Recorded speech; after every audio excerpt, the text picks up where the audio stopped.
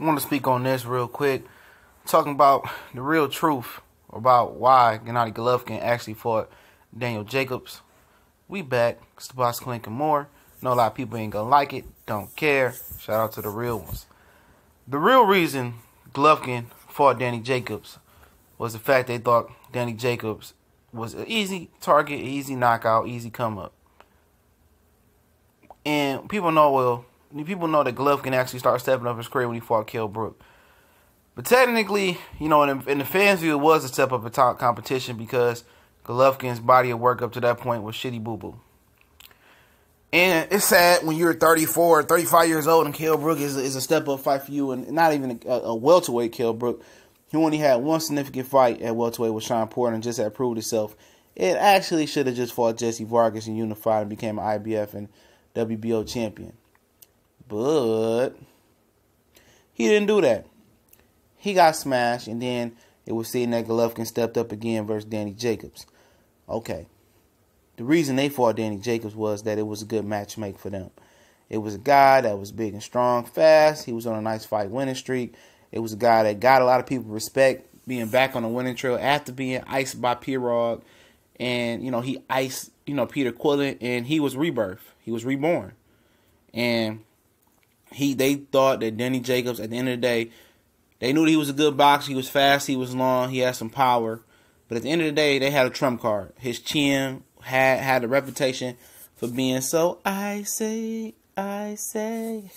And, they had a reputation for, they knew if Golovkin was behind 0-10 on the 10-0, he was on a scorecard, 10 rounds to nothing. He had the equalizer with his power. So they was like, you know what? We could put this guy in there with him. We the super champion and the super WA champion. I want to clarify this for a minute. Matter of fact, I'll do another video on the super WA champion. Look out for that sometime tonight. But the trump card was this. They knew that they could knock this guy out. They knew it. They was like, at least he got a chin. Sergio Mora dropped him and Pirog dropped him. And I knocked him out. Hey, Golovkin, at the end of the day, we know this is a tough fight for you. But, the fans respect Danny Jacobs. He had a good story. And if you beat him, you possibly can get a Canelo Alvarez fight. Well, in my opinion, he didn't beat him. I was there for that. He didn't beat him. I thought Daniel Jacobs won. I watched it again before I hopped on the plane back home. I thought Daniel Jacobs won. But, like I said, you could tell on Golovkin's face that he lost that fight. You could tell the air at Madison Square Garden, people thought he lost that fight.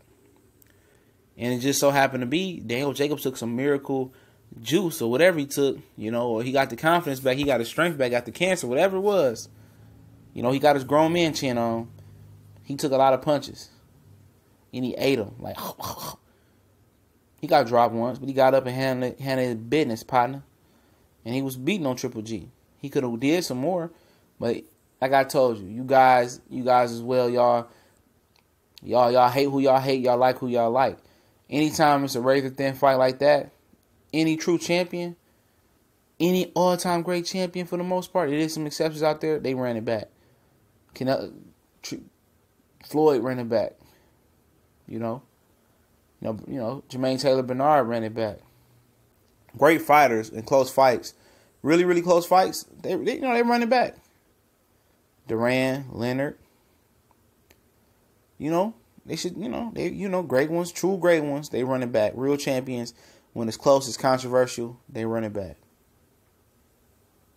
But, hey, y'all hold Gennady Golovkin to a different standard, but the truth is, they thought Daniel Jacobs was a cherry pick.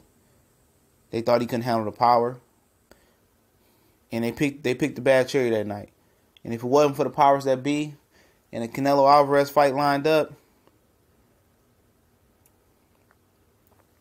Jacobs probably would have got the decision.